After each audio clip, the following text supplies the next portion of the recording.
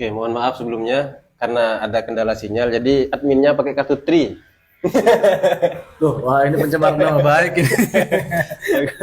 Jadi WiFi sekarang saya ambil alih karena saya pakai Telkomsel. Telkomsel namanya kenapa? Nah, apa namanya? Sinyal lebih stabil, kuota lebih banyak, orangnya miskin. Oke, lanjut. Kirim lagi ke admin. Yang ke admin aja ya. Oh, oke. Tadi sampai mana? Setelah Nabi Ibrahim itu membantah dengan bantahan yang telak, apa? Yang paling besar di antara mereka lah yang melakukan kira-kira begitu. Kemudian apa? Singkat cerita ditertawakanlah oleh orang-orang di sana. Kamu ini bodoh katanya. Bagaimana mungkin mereka bisa melakukan hal tersebut? Lalu mereka ini kan tidak mungkin bergerak katanya. Lalu oleh Nabi Ibrahim ditertawakan balik. Hahaha, yang bodoh itu siapa? Saya atau kamu? Udah tahu tidak bisa ngapa-ngapain, kok ya masih disembah? Wah, gara-gara itu kemudian orang-orang di sana sangat dendam dengan Nabi Ibrahim. Tidak hanya ingin membunuh Nabi Ibrahim, tapi memang betul-betul dendam. Karena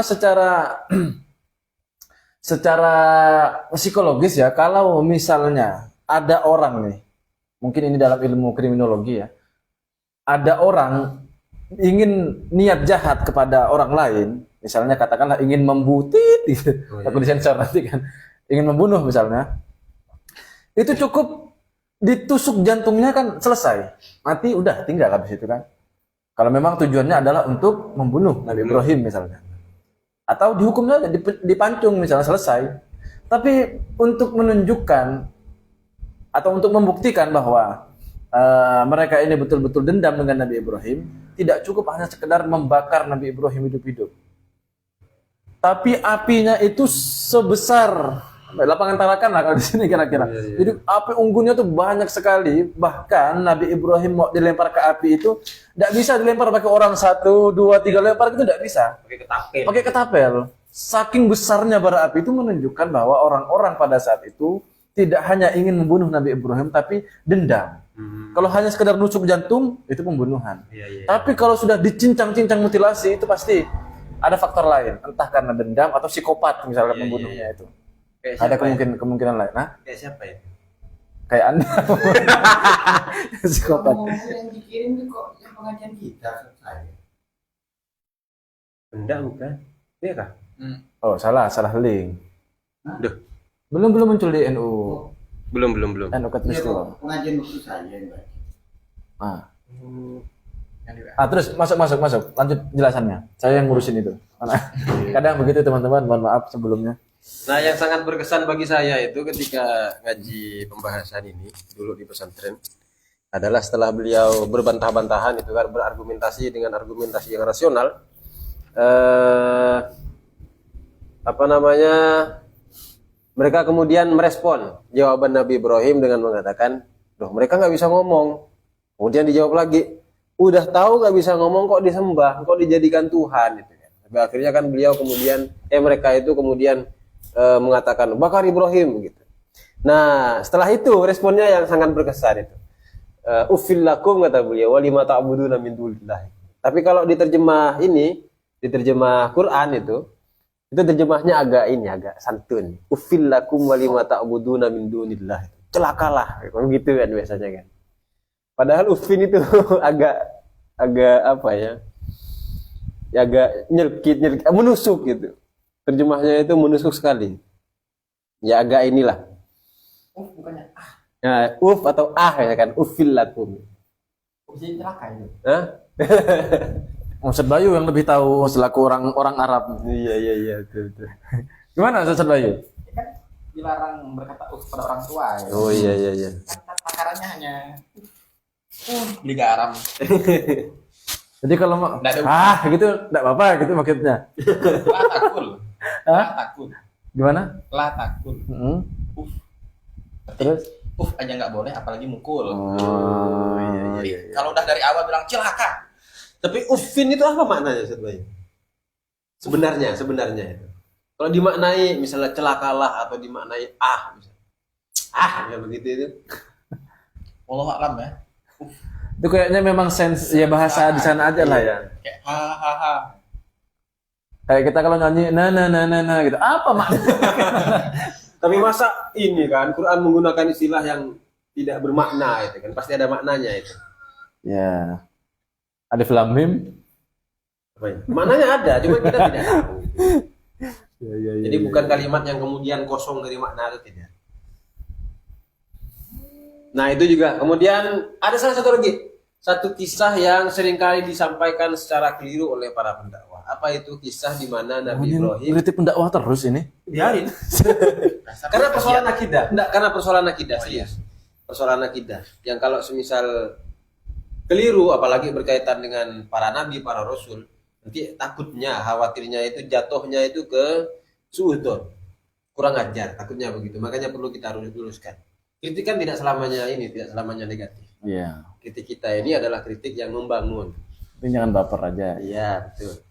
Nah, ketika Nabi Ibrahim mencari, kisah Nabi Ibrahim ketika mencari Tuhannya. Kadang disampaikan Nabi Ibrahim mencari Tuhannya, ketemu dengan bulan, kemudian beliau itu menetapkan, oh ini adalah Tuhanku. Kemudian tenggelam, ketemu matahari, itu kan begitu juga, ketemu bintang begitu juga. Yang seolah-olah dari kisah itu menetapkan bahwa Nabi Ibrahim itu adalah orang yang ketika itu mencari Tuhan dan menetapkan Tuhannya itu tadi bulan, kemudian matahari, kemudian bintang. Meskipun pada akhirnya beliau sendiri itu menggugurkan keyakinan itu. Seolah-olah pendek kata begini. Nabi Sempat Ibrahim itu gnostik pernah, ya. Nabi Ibrahim itu pernah apa gnostik ini? Percaya Tuhan, tapi Tuhan itu yang mana? Nggak ditentukan. Nah, Iya. kan. Masih mencari lah. Masih mencari sosok Tuhan atau pernah syirik. Nah, itu tuduhan yang disampaikan di dalam kitabnya Imam Ar-Razi. Dan itu cocok jadi judul sinetron tuh. Apa itu? Apa PPT itu? Para Pencari Tuhan. Yang sekarang sudah berjilid-jilid. Berjilid-jilid. mana kartu merah saya? Kartu kuning aja, kartu kuning. Nah, disampaikan dengan begitu yang seolah-olah Nabi Ibrahim itu pernah syirik. Pernah menuhankan sesuatu selain Allah. Seolah-olah begitu. Makanya bagi saya ketika menyampaikan tentang akidah harus dengan bahasa yang betul-betul hati-hati. Yang menyangkut tentang akidah. Karena sekali salah dalam menggunakan istilah maka fatal akibatnya. Contoh yang sering kita sampaikan Ar-Rahmanu 'alal arsy istawa diterjemahkan dengan menggunakan istilah di atas aras. Nah, itu agak bahaya. Meskipun hanya satu kata di atas misalnya. Itulah alasannya kenapa kok baru-baru ini saya terpikir kok capek ya diundang terus yang dibicarakan halal haram terus sah atau Iya, tidak iya, sah iya. terus. Tapi ya itu kita khawatir juga mau menyampaikan tentang akidah nanti yang dengarkan ngantuk. Ya belum tahu lah nanti kita diskusikan.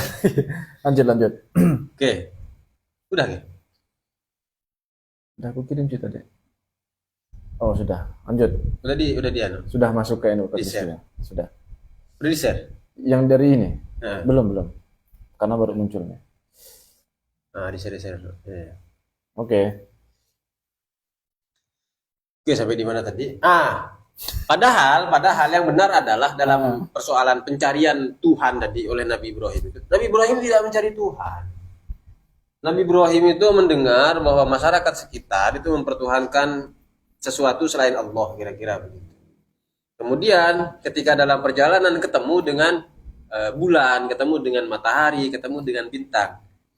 Ketika beliau kemudian mengatakan ini adalah Tuhan, itu bukan dalam sifat informasi. Dalam arti bukan kemudian beliau itu menetapkan ini adalah Tuhanku, bukan. Tapi beliau itu mempertanyakan, itu pemahaman yang lebih gampang. Apakah ini Tuhanku? Begitu. Atau inikah Tuhanku? Dalam bentuk tanda tanya. Bukan kemudian dalam bentuk informasi, bukan. Jadi beliau tidak sedang menetapkan Tuhannya, tetapi sedang mempertanyakan, apakah ini yang dianggap Tuhan? Nah, kira-kira begitu. Jadi tuduhan-tuduhan seperti itu tidak benar. Nabi kita itu tersucikan dari semua hal itu. Maka tadi disebutkan kan di sini bahwa tidak mungkin Nabi itu terjaga dari perbuatan-perbuatan yang diharamkan atau perbuatan-perbuatan bahkan yang dimakruhkan. Nah, Bahkan makruh pun tidak mungkin ya. Iya, makruh pun tidak mungkin. Nah, yang menarik itu begini.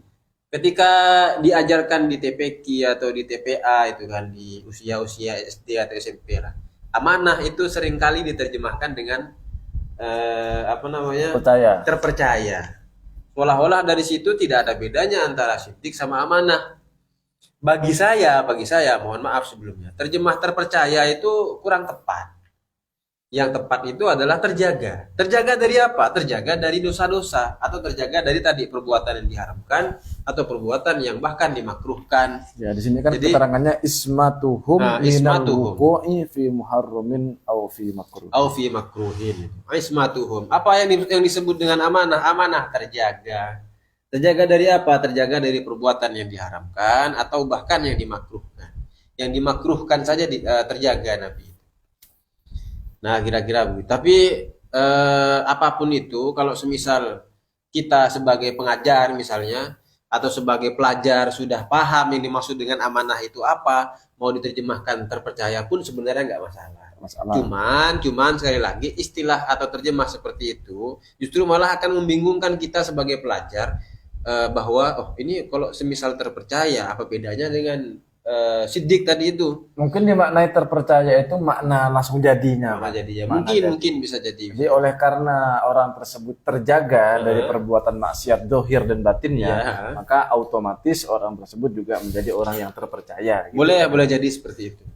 Distract itu muncul dengan mengantonimkan ke sifat mustahilnya. Amanah biasa digandeng dengan Khianat. Khianat.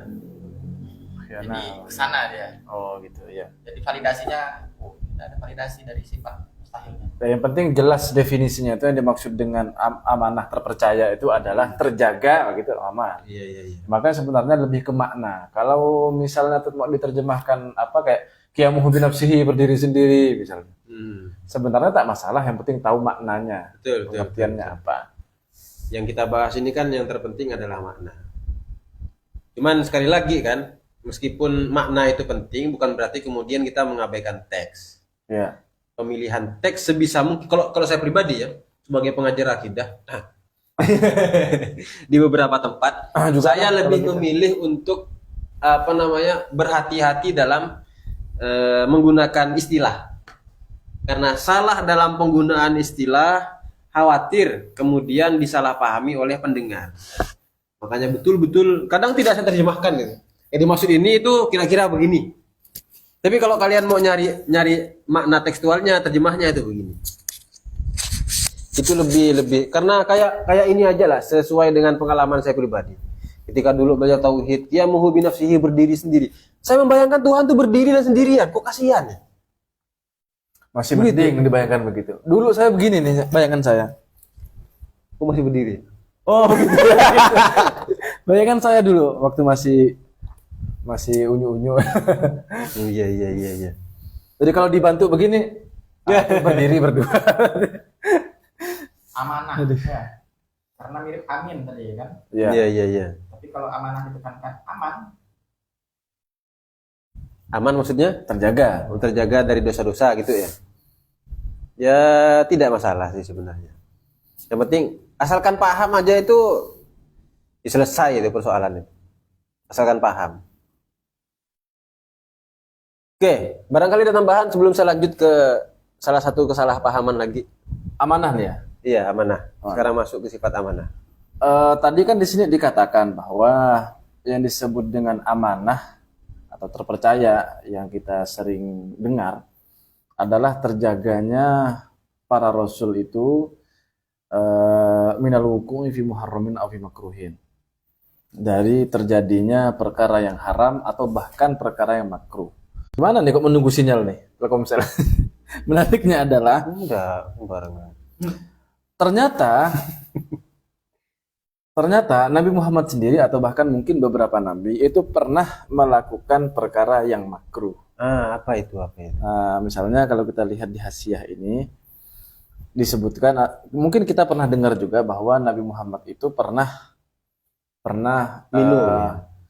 Ini contoh pertamanya di sini adalah qad sabata anna sallallahu alaihi wasallam tawaddu'a marratan wa marrataini wa syaraba qa'iman ma'a anna dzalika makruhun. Jadi Nabi Muhammad itu pernah wudhu sekali, wajah sekali, tangan sekali, dan seterusnya. Yang mana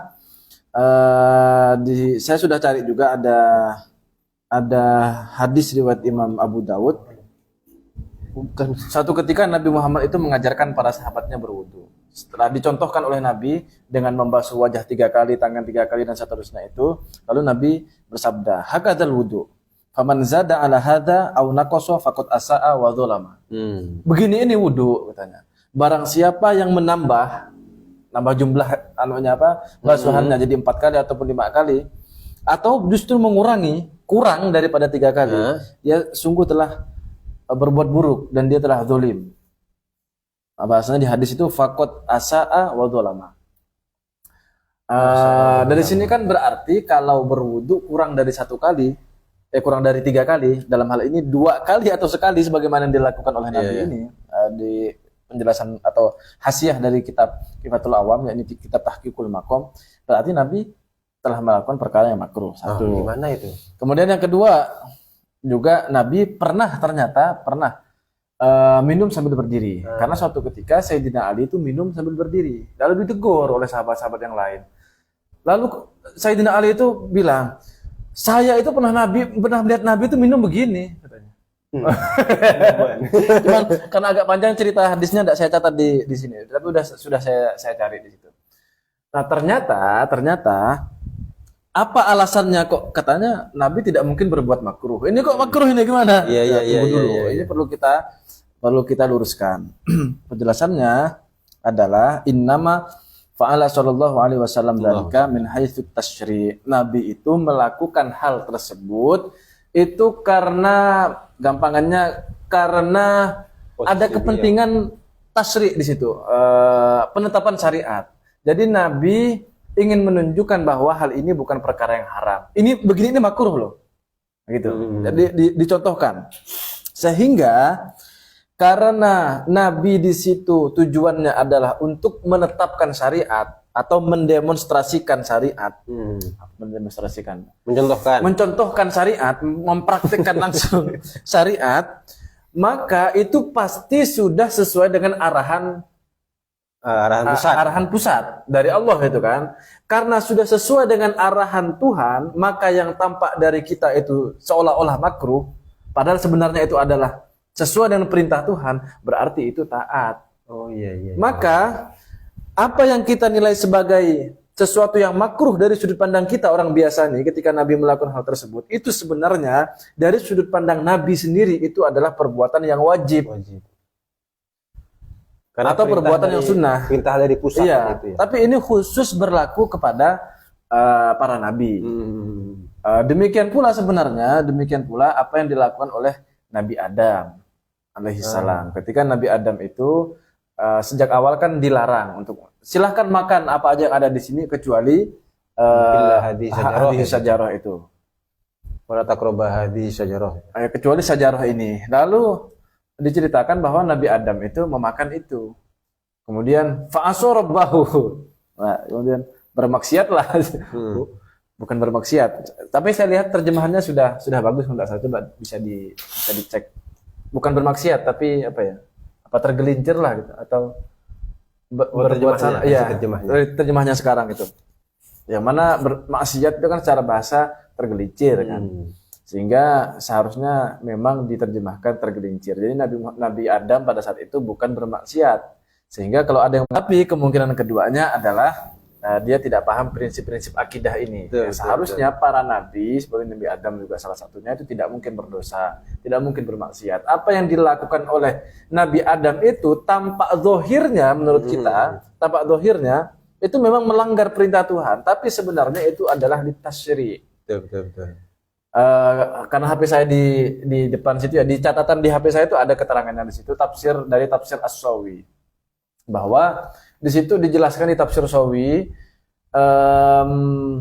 terdapat hikmah yang sangat besar sekali ketika Nabi Adam itu memakan buah khuldi. Salah satu alasannya adalah dengan memakannya buah khuldi itu, Nabi Adam memakan buah khuldi, maka terjadilah rentetan sebab akibat, menjadi jelas kemudian kenapa manusia itu diturunkan ke bumi. Walaupun bukan itu satu-satunya faktor ya. Iya, iya. Sejak awal Allah memang menciptakan manusia itu untuk mengelola bumi ini, menjadi khalifah fil ard.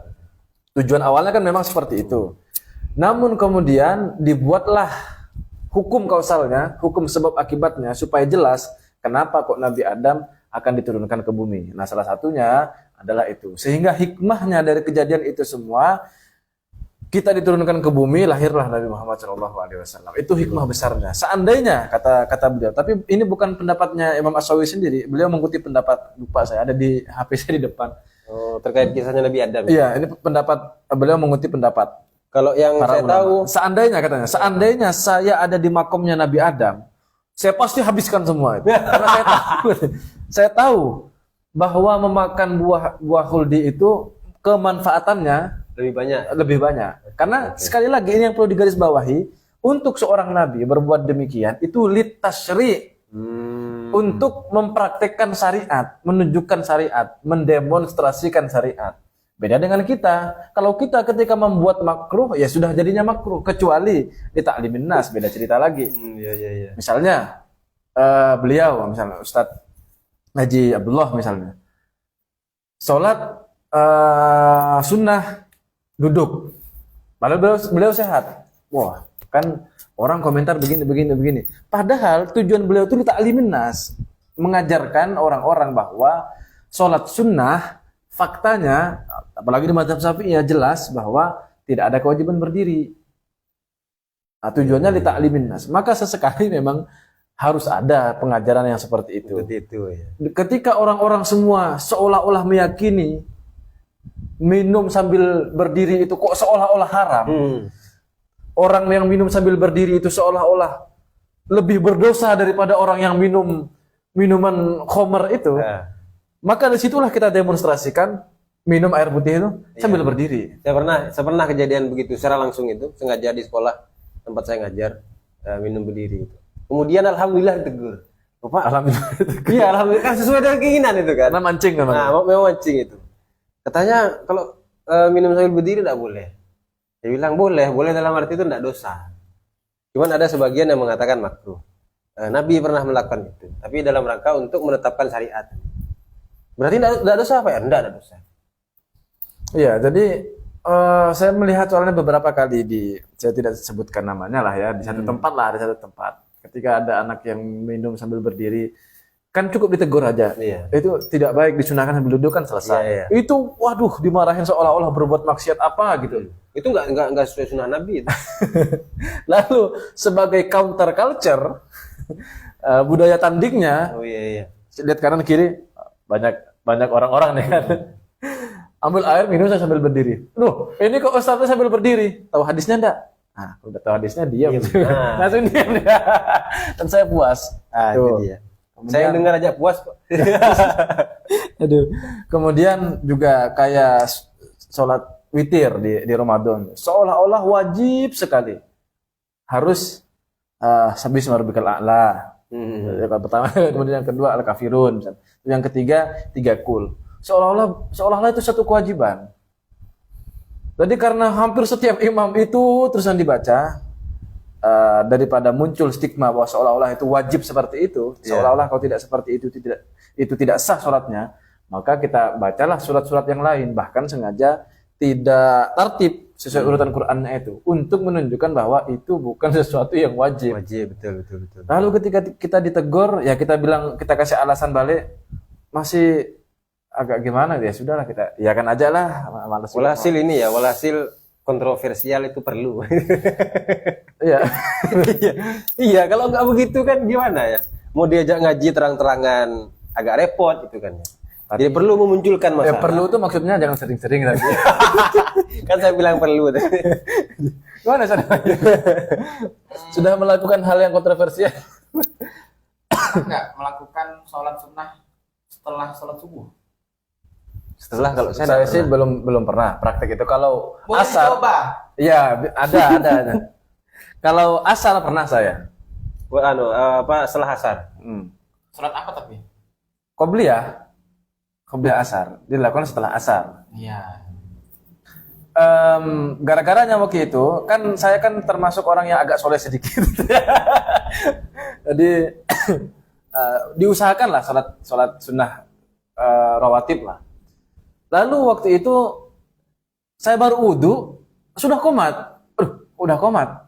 Jadi saya datang masuk ke masjid itu sudah sholat. Jadi saya sholat lah.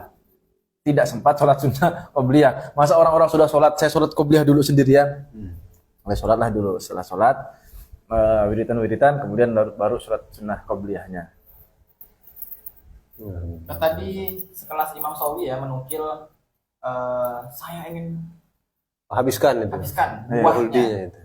Berarti penegasan bahwasanya huldi itu buah itu diamini oleh Imam Sawi.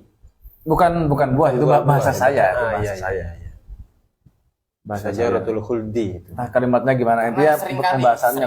kan tema buah huldi ini di Tapi kalau khuldi itu bukan ya, bukan bahasa Quran ya. Quran kan hanya bilang sajaroh. Hadhihi syajarah. Iya, enggak ada sajaratul khuldi, enggak ada. Nah, jadi seperti itu. Sehingga berarti ini masih masuk dalam kategori bukan final ya. Bukan final. Sehingga sangat luas bagi mereka yang menafsirkannya dengan pohon keabadian ataupun berbagai majas yang ada, itu sah-sah saja.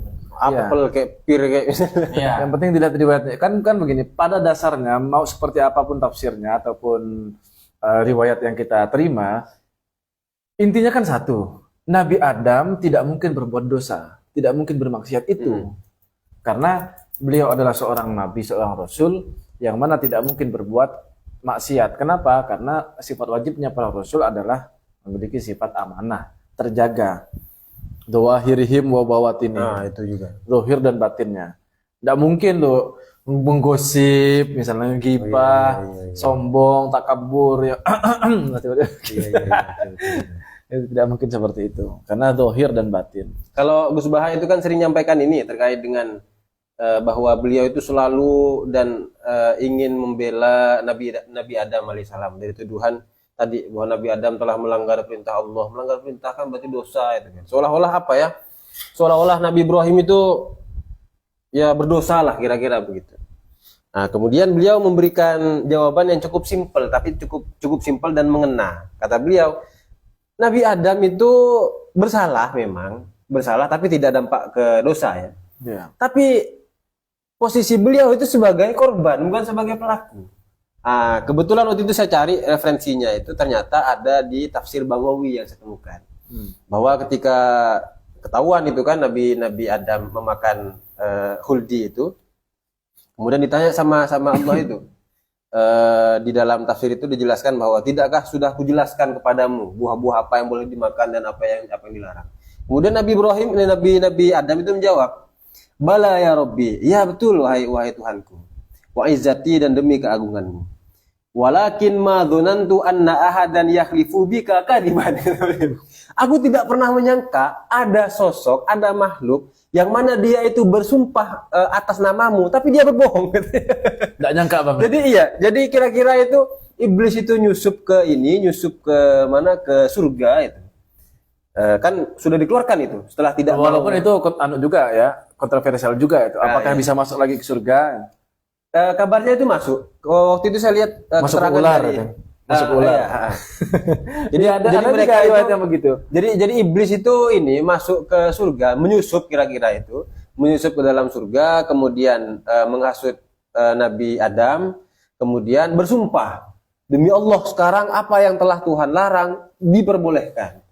Jadi Nabi Adam itu memakan huldi itu bukan karena si iblis yang Makan menyampaikan. sajaroh saja, sajaroh. Nah, sajaroh itu. Kok makan pohon. Ya kan bahasa Quran kan sajaroh. Ya makan huldi lah gitulah.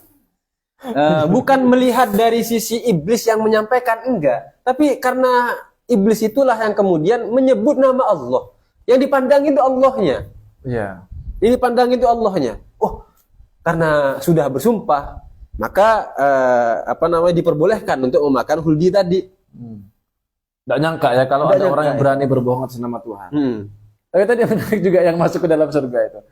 kan ada mitos yang menyebutkan, riwayat yang menyebutkan bahwa setan itu masuk ke dalam ular. Katanya. Iya, iya. Dulu ular itu teman-teman, katanya punya kaki. Iya, punya kaki dulu. Oh iya, Punya kaki.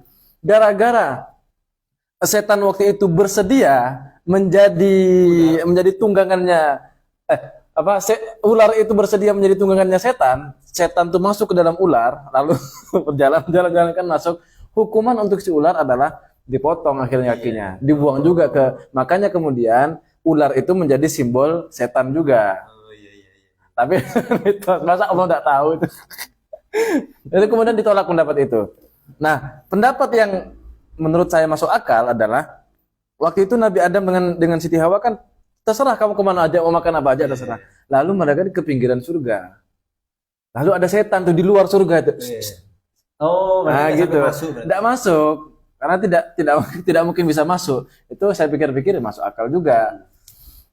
Daripada masuk ke dalam ular, lalu ular awalnya punya kaki kemudian dipotong.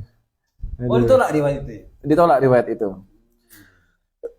Pada intinya itu kan di situ menunjukkan bahwa kalaupun memang Nabi Adam bersalah, kalaupun memang itu tidak sampai berdampak pada dosa, di satu sisi juga di sisi lain posisi beliau itu sebagai korban bukan sebagai pelaku.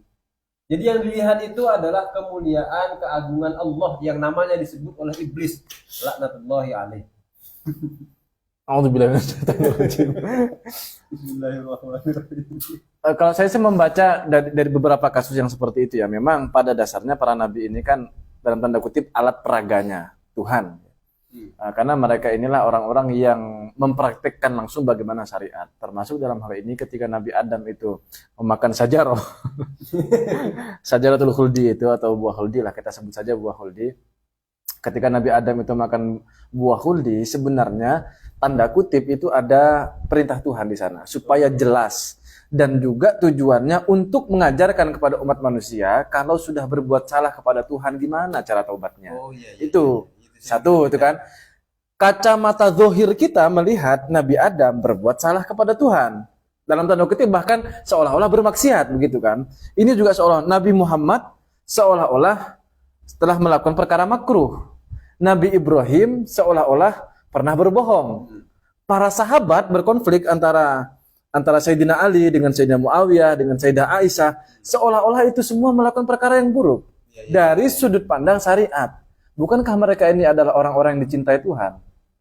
Dan sangat besar kemungkinannya sebenarnya ada rahasia di balik itu. Dalam tanda kutip ada main mata lah di situ sebenarnya. Kamu harus berbuat seperti ini adalah perintah Tuhan, yang nanti dampak dari kejadian itu adalah hal yang lebih baik. Manfaatnya lebih besar. Kayak Nabi Muhammad juga pernah waktu itu belum waktunya salam. Ini. Kama fi salami sallallahu alaihi wasallam minas shalah qabla tamamiha sahwan. Itu untuk mengajarkan sekali lagi Nabi Muhammad sholat duhur 2 rakaat salam. Nah, untuk mengajarkan itu bukan Nabi itu nasian. Lupa tidak. Karena tidak mungkin para Nabi itu lupa, tidak mungkin. Untuk mengajarkan bahwa ya tidur saja loh mereka ingat, apalagi begini. Itu untuk menurunkan syariat. Kalau kita sebagai orang biasa nih lupa atau tanpa kesadaran kita kemudian sholatnya 2 rakaat padahal seharusnya 4 rakaat, maka sudah ada syariatnya. Bagaimana caranya kalau kita lupa? Sudah ada syariatnya. Tujuannya ke sana. Yang dohir mata kita melihat, loh ini kok Nabi berbuat yang makruh, oh ini kok melanggar syariat, padahal tidak seperti itu. Demikian pula para sahabat tadi itu, ketika Sayyidina Ali, Sayyidina Muawiyah, Sayyidah Aisyah, yang semuanya itu berkonflik, dari sudut pandang mata kita itu konflik. Tapi sudut pandang mereka sebagai kekasih Tuhan, apalagi sebagian besar di antara mereka adalah mubasyirin bil jannah, itu berat akan mengatakan mereka, oh ini kok bisa berkonflik. Padahal sebenarnya kalau kita lihat dari perpecahan itu, maka terlahirlah beberapa golongan-golongan dalam Islam. Yang dari perpecahan-perpecahan itu tersaringlah berkembang juga lah pengetahuan-pengetahuan sehingga Islam mendapatkan masa kejayaannya. Kan gara-gara dari awal ada konflik itu, karena kalau kita baca sejarah Islam itu. Demikian pula kalau sampai ke Indonesia nih, barangkali pernah dengar cerita. Gus Dur dengan Mbah Mun, semasa Gus Dur itu masih ada, itu kayak konflik terus. Konflik terus Mbah Mun sama ini. sama Gus Dur. Tapi ketika Gus Dur itu telah meninggal, itu luar biasa sekali Mbah Mun ziarahnya itu, kemudian sikapnya kepada Gus Dur. Ternyata sebelumnya itu sudah ada by design. Jadi ketika Gus Dur itu terangkat menjadi presiden, Gus Dur itu membantu pernikahan salah satu putranya Mbah Mun. Tapi jangan sampai ketahuan orang bahwa saya ini yang membantu. Ini saya sudah jadi presiden juga berkat jasanya beliau juga. Intinya kira-kira kurang lebih seperti itulah. Maka dibuatlah rekayasa agar tidak ketahuan publik bahwa sebenarnya ada banyak sekali peran Gus Dur dalam kehidupan Mbah Mun dan juga sebaliknya. Buatlah rekayasa seolah-olah mereka beliau berdua itu berkonflik. Dari sudut pandang syariatnya atau mata dohir kita melihat berkonflik, padahal sebenarnya tidak. Kan hal-hal yang seperti itu sangat mungkin terjadi. Sangat mungkin terjadi. Dari sudut pandang husnudzon lah kita ini ya, kepada para sahabat tadi, kemudian para nabi, dan berdasarkan prinsip-prinsip kerasulan ini. Nah, jadi kesimpulannya teman-teman sekalian, kalau kita pernah mendengar ceramah-ceramah atau dakwah-dakwah yang menceritakan kisah para nabi, dan kisah itu seolah-olah berkesimpulan atau mengantarkan pada bahwa para nabi itu pernah berbuat bohong misalnya, atau tidak terjaga dari dosa-dosa itu, maka kita patut curiga terhadap yang menyampaikan, atau kalau bisa itu klarifikasi kepada yang bersangkutan. Tadi yang panjenengan maksud dari penjelasan ini bagaimana? Apakah itu sabkul lisan atau memang betul secara dohir yang beliau yakini seperti tadi yang disampaikan? Alangkah lebih baiknya begitu, karena fatal sekali. Ini salah satu pembahasan yang juga berkaitan dengan akidah. Jadi tidak bisa sembarangan. Nah, maka apapun yang berkaitan dengan para nabi yang kemudian menjerumuskan kepada turunnya martabat kemuliaan mereka semua, para nabi, para rasul itu, maka kita perlu curiga. Kayak kemarin kan salah satunya yang sudah kita klarifikasi itu terkait dengan nabi nikah dengan anak-anak itu umur 9 tahun. Nikahnya umur berapa kemarin? Ada riwayat 7 tahun. Beliau akadnya itu 7 tahun, tapi baru kemudian berkumpul di umur 9 tahun. Kita sudah klarifikasi bahwa itu ternyata tradisi di sana. Jadi itu bukan sesuatu yang kemudian menurunkan derajat mulia nabi kita. Kita harus paham juga satu peristiwa itu beserta dengan konteksnya, beserta dengan tradisinya. Nah, kira-kira demikian. Barangkali ada tambahan terkait dengan sifat asyid. Ya, belum menerima makan pohon ini. Makan pohon. Makan pohon. Aku bisa jarah. Biar cerah dikit, kayaknya dari ayat fa'akala minha. Berarti makan sesuatu dari pohon itu. Kalau pohon apa kalau bukan buah? Nah, bisa jadi daunnya, ya kan? Bisa jadi akarnya. Ayo. belum kuat ya, mau bilang buah sesuatu dulu nih. Iya. Dari sajarah itulah, dari sesuatu bagian dari pohon itu. Tapi kan yang memungkinkan dimakan itu kan buahnya. Tuh. Belum tentu juga. Anda makan apa? Yang warna oranye tuh? Apa? Timun, bukan. Wortel, ayo. Kacang, itu akarnya biji-bijinya itu. Ayo. Oh iya. Tapi berarti walaupun larangan Singkong, takroba jangan mendekat. ya. Betul-betul benar ada tekstual makan ya. Makan yang betul-betul makan, cuman yang dimakan itu masih Yang dimakan apa ya? Oh iya. Boleh sesekali kalau semisal teman-teman punya referensi, apakah ada riwayat yang menyebutkan itu huldi, dan huldi itu apa? Barangkali semacam kacang-kacangan kayak. Tapi kalau huldi dari bahasa Arab masih bisa cari huldi nasihat. Masih nyambung ke kekayaan Pohon keabadian. Tapi aku mau dimakan. sesuatu ya. Ada tambahan juga ini. Bahasa Batakna tadi. Bahasa khuldi itu tidak ada Al-Quran, ada. Bukan maksudnya bukan bahasanya Tuhan, bahasanya setan, setahu saya. Iya kan bahasa Al-Quran. Iya, maksudnya yang bilang itu adalah Syajaratul Khuldi dipakai. Ya, saya tulis itu walaupun di sini ayatnya fawaswasa ilaihi syaitanu qala ya adamu hal adulluka ala syajaratil khuldi Bahasa setan, bukan setan itu.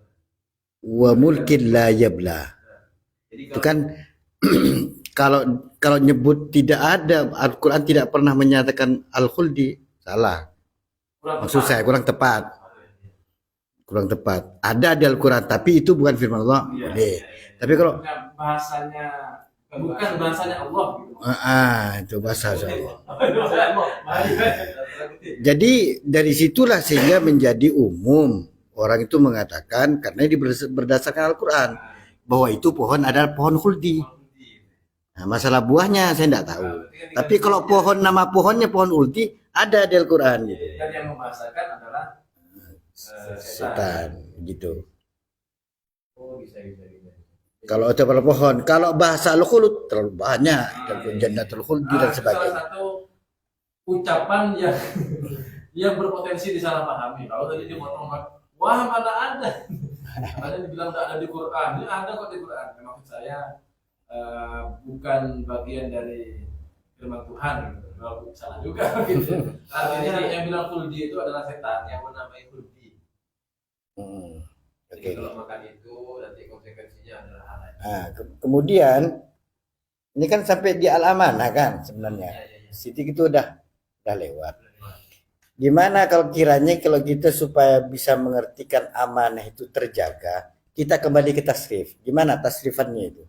Sehingga amanah kok bisa terjaga artinya gitu. Padahal setahu kita kan bisa aman, bisa terimalah, bisa amin. Jadi amanah ini masih dari apa Ustaz Bayu? Ini ahli nahwu sorof. Coba ditasrif. Supaya kita bisa ini kan yang umum kan amanat sudah menjadi umum. Amanat itu kebalikannya khianat. Sulit kita mengartikan terjaga. Oh ini amanah loh. Masa ini terjaga loh? Enggak ada. Pasti orang tuh ngajak, ini amanah, jangan sampai khianat kamu ya. Kan dijaga. Oh ini amanah, berarti sudah dijaga kan? Kita sebagai orang. Iya, untuk mengertikan bahwa sifat amanah itu terjaga sulit. Orang pasti terpercaya amanah. Untuk mengertikan terjaga itu mungkin kita harus kembali dari asal kata. Terjaga pun tadi saya khawatir gitu kan saya tulis tadi kan awalnya mau saya tulis juga 4 sifat itu apa lalu saya tulis terjaga. Terjaga kok seolah-olah juga ada makna. Iya. Jadi Terpelihara takut binatang ya. Gitu gimana? Apa tasrifannya? Amanah itu maksudnya apa aminah yang manu? Kalau aminah yang manu kan aman. Aman. Oke, kalau kita melihat dari amanah, berarti fa'alah itu mirip dengan karomah, berarti dari bab sorot yang kelima.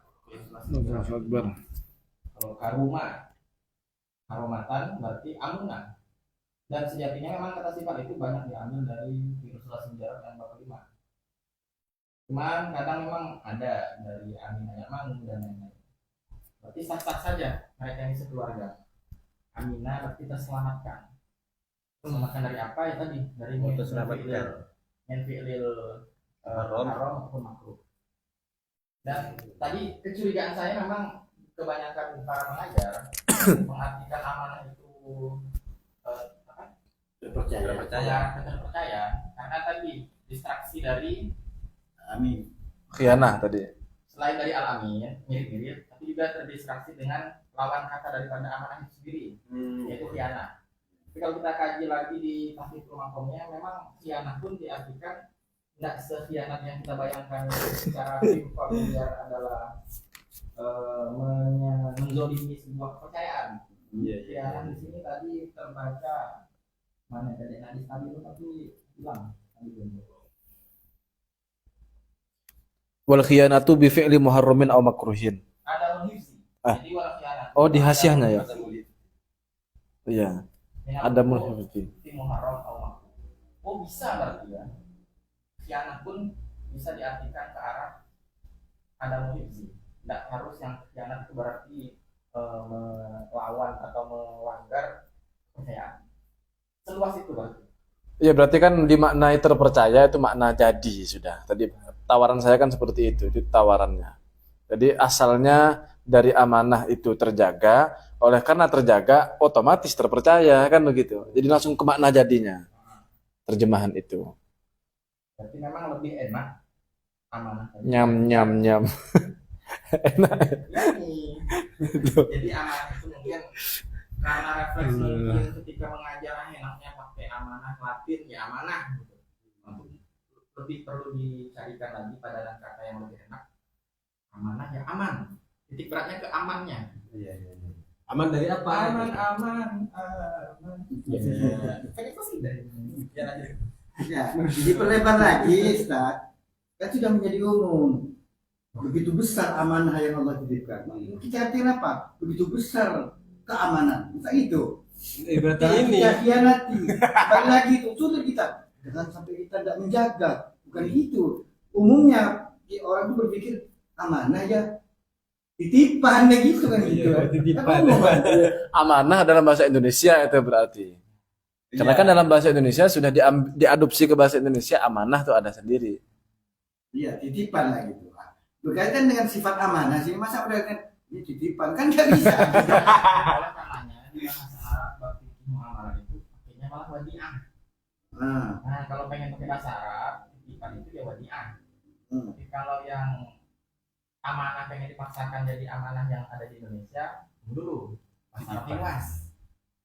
amanah di KBBI itu sesuatu yang dipercayakan atau dititipkan. Iya. Berarti kan istilah itu dalam bahasa Indonesia itu tidak menjadi masalah itu kan. Ini amanah dari Allah. Titipan ini maksud sesuatu yang dipercayakan kepada kita.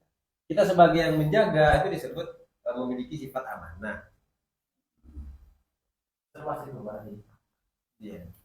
Tapi kan opsi terjemah tadi itu dalam rangka untuk menghindari kesalahpahaman terkait dengan sifat amanah di satu sisi untuk menekankan juga makna amanah itu apa di sisi lain dan agar tidak bingung dengan perbedaannya dengan sifat sidik tadi.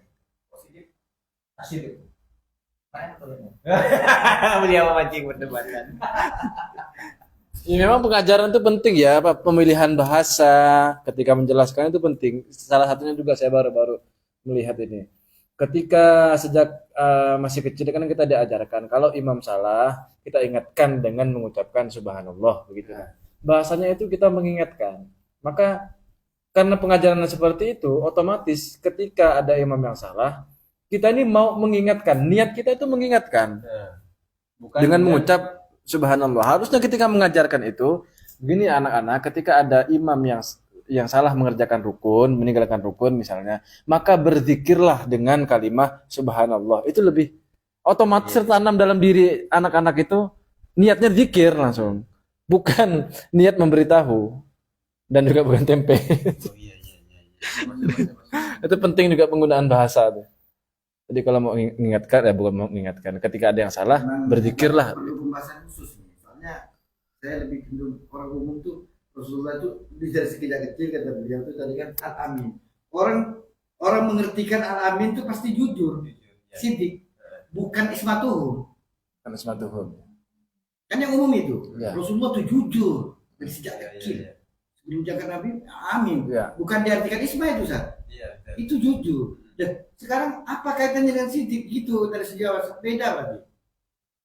Kenapa Rasulullah tidak dijuluki as-siddiq aja dulu gitu. Kalau memang jujur ya, jujur gitu. Tapi kan umumnya kita yang terima memang al-amin itu jujur, tidak ada arti lain. Jangan dipukul rata dong. Karena beda bentuk, beda makna. Ya kan? Sedangkan kalau udah amin itu udah menggunakan sibuan mubalaghah. Kalau udah berbentuk amin, sedangkan kita bahas ini amanah. Masdar ini kan akar kata. Menurut beberapa pendapat ulama. Juga yang mengambil madinya dan lain-lain. Tapi kalau nanti udah diambil. ya. Terus. Kami kan. Jadi ketika sudah bentuk seperti fa'aluna fa'ulu, fa'iluna fa'aluna fa'ilu. Ada 5 simbol mubalaghah yang memunculkan maknanya itu tidak sama dengan masdarnya. Orang Arab beliau nih. Jadi beda sigur membawa dengan sigur masdar tadi. Iya, iya. Sehingga yang kita bahas sekarang ini amanah. Jadi secara netralnya aja dulu. Kalau udah pakai amin terus mempunyai makna khusus sah-sah saja. Karena memang amin beda tadi. Amin mengarahnya ke banyak dipercaya berarti.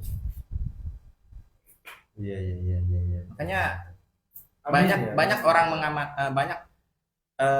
banyak orang mengartikan amanah ke jujur ataupun ke dapat dipercaya karena memang tadi mirip dengan al-amin. Makanya ketika yang kita simpulkan tadi ketika membahas amanah penekanannya bukan ke amin tapi ke al-aman atau al-aman. Amina ya'manu amnan atau aman fi amanillah. Aman gitu ya. Fi aman fi amanillah ya kan. Bukan kolbun fitorik ya kan. Kita bilangnya fi amanillah dalam perlindungan bukan dalam amanah Allah. Oh, hati-hati di jalan. Upi kolbun torik. Hati-hati di jalan. Si paling akar kata. Oke, ada lagi tambahan barangkali? Sudah. Sudah ya. Oke, jadi pada intinya siapapun orangnya yang kemudian ingin menyalahi kebenaran agama Islam, maka cara paling mudah adalah dengan membuktikan apakah Nabi kita Shallallahu Alaihi Wasallam pernah berbohong atau tidak. Kalau Nabi kita pernah berbohong, maka apapun yang datang dari beliau itu patut kita ragukan. Tetapi faktanya Nabi tidak pernah berbohong. Maka dengan demikian apapun yang beliau sampaikan dalam hal ini adalah ajaran agama Islam, termasuk juga dalam persoalan akidah, itu persoalan yang benar. Dalil belum nih ya? Belum. Masih. Nanti ada apa buktinya kalau para rasul itu harus jujur, harus itu. amanah? Iya, betul. Amanah dalam bahasa Arab ya. Iya. Mengingat jemaahnya. Oh iya, aku ingat saya ini. Tadi beliau itu sempat melontarkan kalimat Nabi itu tidak pernah lupa. Kalau saya pahami yang dimaksud Ini. lupa itu Ya, nasya. tidak pernah lupa karena manusia itu cepat lupa. Ya kan? Termasuk juga Nabi. Kalau menurut saya Rasulullah itu bisa lupa, bukan tidak mungkin lupa. Soalnya saya tahu pernah lihat hadisnya. Tunggu dulu. Ya, lanjut. Ya, siap. Iya. Saya tahu yang dimaksud lupa itu kalau dalam fikih itu kajian fikih ya, kita balik fikih. Rasulullah itu pernah lupa dalam 5. Di antaranya tadi itu sholat zuhur 2 rakaat langsung salam. Itu pun merupakan tasyri'. Itu pun sempat terlontar oleh sampean karena Nabi itu mustahil atau tidak mungkin lupa. Kalau menurut saya Nabi bisa lupa tapi urusan dunia. Yang tidak mungkin lupa itu kalau Allah. Jadi maksudnya secara umum kalau menurut saya kalau saya salah tolong ini akidah soal. Rasulullah tetap bisa lupa, lupanya itu urusan duniawi. Kalau itu dikatakan Rasulullah tidak mungkin lupa atau mustahil lupa, itu kepada Allah. Kalau yang saya tahu begitu ya, dalam urusan dunia itu Nabi mungkin saja lupa. Tapi dalam urusan pensyariatan tidak mungkin beliau lupa. Oh gitu Kalau ya. lupa berarti kan ada sesuatu yang tidak beliau sampaikan. Sehingga beliau tidak bisa disebut sebagai tabligh. Iya. Saya itu baca di keterangan tentang inilah, tentang Sujud sahwi itu kalau di fikih. Tentang amanah ada. Saya baca di kitab tauhid waktu itu. Tauhid tentang sifat amanah ini. Kemudian ada keterangan hadisnya bahwa tidak mungkin lupa, para nabi itu tidak mungkin lupa. Nah, berarti hadis itu tidak salah juga karena yang dimaksud berarti tidak mungkin lupa kalau itu urusan syariat, urusan Allah lah, Allah tidak pernah lupa. Kalau urusan dunia biasa saja karena makalahnya insan makhluk ya pola. Gimana yang lain, ada tanggapan apa? Saya Tetap kayaknya pernah tahu tuh Ustaz penjelasan barusan itu. kalau kayaknya mirip berarti. Gimana ya? Kalau di fikih itu bab sujud sahwi, memang Rasulullah ngasih tasyri' seperti itu 5 kali kalau nggak salah Rasul. Tapi nggak pakai bahasa nisyan, bahasa sahun. Sahun. Ya. Mau sama roh. Coba dikaji nih fikihnya dulu. Kapan Ustaz? Kalau syakka fi ada di rokaat, Hmm. kalau koma min rokaatin, dan lain-lain. Ada keterangan enggak masalah sahwi? Hikmat sahwi. Hmm. Di hadis mawat sampai 5 itu di ajli tasyri'. Ujung-ujungnya di tasyri'. juga ya. Jelas. Bahkan sahwu amal siwallah. Ya, amal siwallah. Oh, ada keterangannya.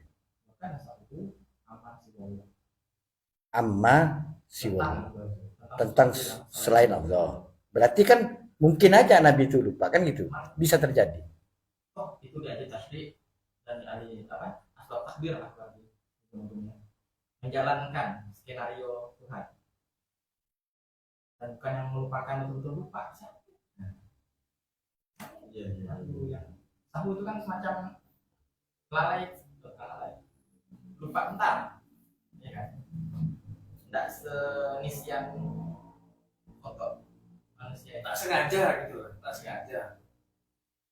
Kalau tidak salah di kitab itu bedanya nisyan dengan sahu. Kalau nisyan ini lupa ke akar-akarnya. Tapi kalau sahu ini dia ingat cuman perlu waktu sebentar gitu. Oh, di sini. Kalau nisyan itu lupa total. Oh. Ya, Ya, gimana? Ada keterangannya? nisyan syai' min asli haitsu tasila al-fizmin jadi Terus? lupa juz 5 misalkan. Juz 5. Ya kan sepanjang ya. Gimana keterangan itu? Kalau lupa itu lupa. Kalau sahu itu layak tasila al-fizmin jadi. Tapi istazkarahu zakarahu. Ketika mulai ikut. Nah ya. Itu sahu. Lupa yang entar. Ingat. Kalau nisyan Nisyan yang betul-betul ialah kejadian lupa. perlu. Oke. Itu saja mungkin. Berarti sepernah-pernahnya cuman selevel sahu. Sepernah-pernahnya. Pernah Nabi. Meskipun dalam perkara dunia. Berarti masih bisa diamini tadi nisyannya. Iya. Betul-betul semustahil itu. Soalnya saya lihat hadisnya begitu Kalau waktu isyan itu ya, saya. kalau lupa sama sekali itu mustahil gitu. Mana ya lupa. Nantilah sembari kita cari. Tapi yang jelas untuk Nabi sementara ini hanya pernah mengalami sahwu tadi yang lupa dalam jangka waktu yang relatif singkat. Itu pun perkara Itu duniawi, pun gitu ya? perkara Dunia. tasri'. Hah? Tasri' tadi yang 5 tadi yang beliau Oh sebut. iya. Itu pun perkara Dalam rangka tasyri' dalam rangka tasri'. ataupun syariatan. Jadi terkait dengan apakah Nabi itu pernah nisyan dalam arti lupa sama sekali terkait dengan persoalan duniawi, nah itu yang perlu kita cari. Kalau persoalan syariat kan tidak mungkin itu. Tidak mungkin. Karena nanti mengganggu sifat Nabi yang lain, sifat Rasul yang lain yakni tabligh.